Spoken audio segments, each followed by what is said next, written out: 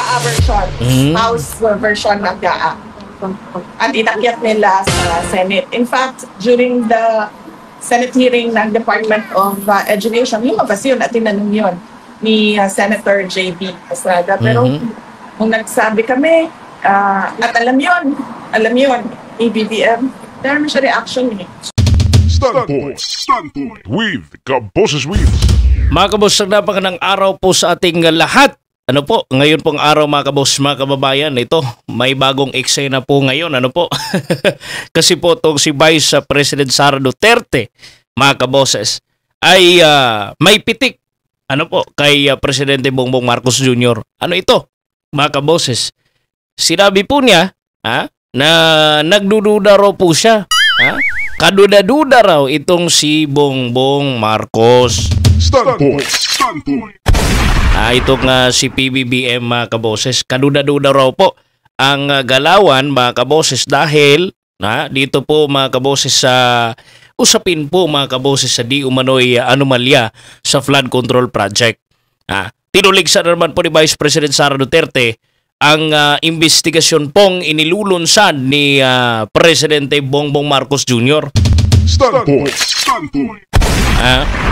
Ayon po sa kanya kay VP Sara, noon pa man daw po ay kanyang ibinunyag na po sa Senado ang sistema po ng hati-hatian ng ilang kongresista po sa mga proyekto ng Department of Public Works and Highways.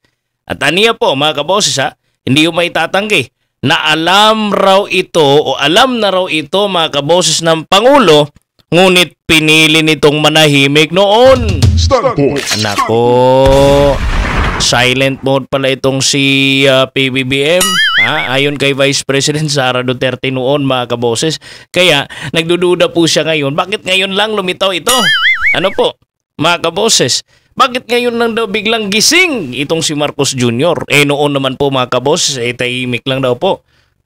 Ngayon siya na po daw ang bida ng investigasyon mga kaboses. Standpoint. Pakinggan po natin ito pong statement ni Vice President Sara Duterte, mga kaboses. Ayon po sa kanya na nagdududa siya sa biglaang investigasyon ni PBBM sa flood control. Narito po ang video. Hindi naman sila humingi ng parte sa amin eh. Kasi diretso nilang kinuha yung budget. Diretso nilang kinuha ang school building program, SBP, at pinaghati-hatian nila sa loob ng House of Representatives.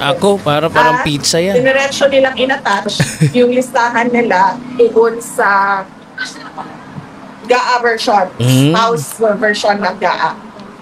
At inakyat nila sa Senate. In fact, during the Senate hearing ng Department of Education, lumabas yun at tinanong yun ni Senator J.B. Estrada. Pero kung nagsabi kami, at alam yun, ni BBM, meron siya reaction eh. So, kaduda-duda kung bakit bigla ngayon meron tayong investigasyon sa flood control project. So, seryoso talaga sila. Correct. And si BBM, alam niya yan. Kasi governor siya dati. Mayor ko dati. Alam nating lahat kung ano yung anomalya, Kalakaran. yung corruption Yung anomalya. sa budget sa gobyerno, sa projects sa Ayun mga kaboses yung statement ni Vice President Sara Duterte. Ano po?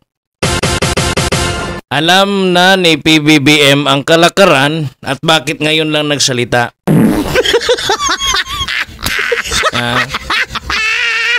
So na 2024 atin pong balikan mga kaboses.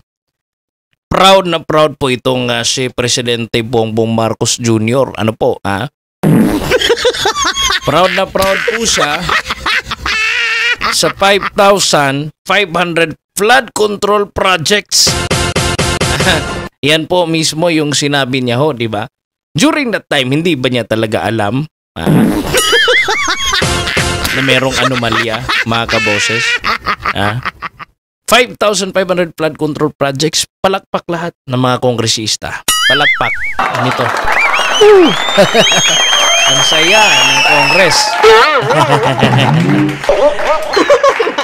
Pero ngayon mga kaboses, siya na po mismo ang bumabatikos sa mga proyekto mga kabos na dati niya pong pinupuri.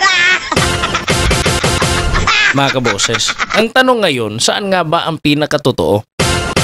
Ano po? Saan po ba ang totoo rito, mga kaboses? Ano po? Totoo ba yung kaligayahan noong 2024? O puro nga lang yun kasinungalingan? Ba't biglang ngayon lang po, mga kaboses, lumabas? Standpoint. Ha? Kung matagal na palang alam, kung tama ito si Vice President Sara Duterte, kung matagal na palang alam ni PBBM ang anomalya, bakit ngayon lang ang aksyon, mga kaboses? Ito ba'y pasingit po na naratibo o damage control na ito, mga kaboses? Standpoint. Ano kaya ang agenda ni PBBM dito? O baka nagulat nga siya, mga kaboses. Kasi nga grabe na po yung talamak na po talaga yung corruption. Hindi na po makontrol-kontrol. Mga kabos, hindi na po nakayanan. No, sirang-sira na siya. Standpoint. Ibig magsabihin na ngayon ay grabe ang kakapalan ng mukha ninyo. Hahabulin nyo kayo kasi nadadamay ako. At para mga kaboses, di sana ginawa ninyo, no? Kung ayaw nyo mangyari ito, sana ginawa ninyo kahit konting bakal man lang ilagay ninyo. Kasi naiipit ako sa pinanggagawa nyo. Uubusin ko kayong lahat. Pati po si PBBM, in 3 years ay naloko. Standpoint. Mga kaboses, essentially, yung statement ni Vice President Sara Duterte, para bagang sinasabi niya na, Mr. President, you know, alam mo yan. Bakit ngayon ka lang naglalakas loob? Ano bang nangyari, President? Standpoint. Heavy words po yan. Ano po ang binitawan ni Vice President Sara Duterte? Sino ba naman talaga magtataka? Ano bang ginawa mo sa first 3 years mo dyan? Sa Malacanang, wala ka ba talagang report na natanggap? Wala ka bang pagtingin? Wala ka bang nakikita? Puro ka lang ba upo dyan? Ano bang tinarbaho mo? At ngayon para bagang nangunguna ka na sa investigasyon. Parang may something wrong, mga kaboses. Para saan ba ito? Magpapabango ka sa mga tao? Para sabihing mabuti ka? Tapos tratraidorin mo yung mga kasamahan mo? Kunwari sila yung masama. Kasi alam naman po natin, mga kaboses, siya po yung nakaupo ngayon . Siya po yung mayroong kapangyarihan, mga kaboses. Siya may kapangyarihan para pabanguhin ang sarili niya. Siya rin ay ang may kapangyarihan kung paano niya ito pabanguhin. Kaya, ubos silang lahat ngayon. Malalagutan ngayon yung iba. Mga kaboses, sorry na lang. Sa talagang hindi matira, sa talagang madadamay, mga kaboses, at swerte. Doon po sa mga mananatili, swerte doon sa matatanggol. Sorry na lang sa mga matatanggal. Parang ganon, mga kaboses, Mga kababayan, mga kaboses, sa issue po ng baha, mukhang hindi lang po tubig ang rumaragasa ngayon. Pati po politika, mga kaboses. Ang tanong ay sino ba talagang lumulutang at sino ang lulubog? Mga kaboses. Sa statement po ni Vice President Sara Duterte, mga kaboses, para talagang meron siyang pagdududa. Mga kaboses, kasi ano bang nangyari kaya ngayon? Ano kaya yung pinakapunot dulo? Bakit nangyayari ito? Mga kaboses, yan yung pinakamalaking katanungan. Inoon pa, alam na po ni PBBM Alam na po niyang hati-hatian, mga kaboses, ng ilang pong kongresista sa mga proyekto po ng DPWH. Para ngayon, bakit ngayon, mga kaboses, parang blind siya sa lahat ng mga pangyayari? Nako.